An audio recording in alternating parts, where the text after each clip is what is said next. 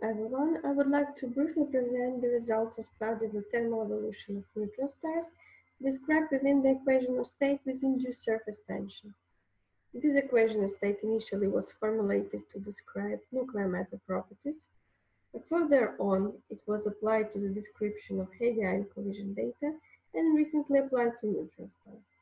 This model reproduced properties of the normal nuclear matter at saturation density, proton flow constraint, heavy ion collision data, and as you can see on the plot, it's in a good agreement with the mass and radius constraint that comes from astrophysical data, as well as GW170817 constraints for the mass and radius.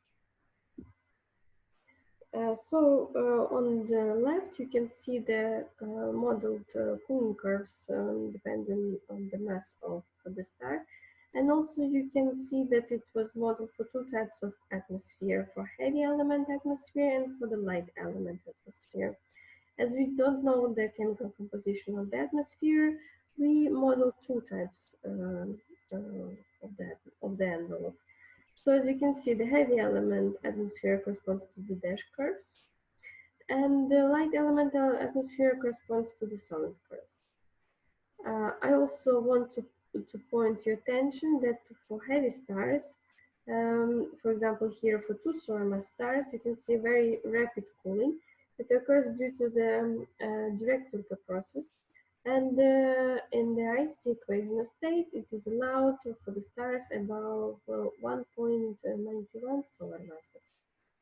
And also you can see that the Cassiopeia A object, which is depicted as 0, can be described with a medium mass star and heavy element atmosphere, as well as very high mass star and light element atmosphere. And we also studied an effect of the cooling pairing of protons and neutrons on the thermal evolution of neutron stars. And in the inner crust, neutrons are expected to pair in the single state, while pairing in the core of the neutron stars of protons is less studied.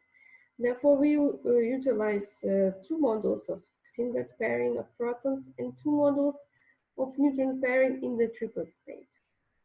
In the beginning, we considered SFB model for singlet neutron superfluidity, and also the smaller gap with the maximum lower temperature for the proton pairing in the singlet state. As you can see from the plot on the right, cooling curves are in good agreement with observational data.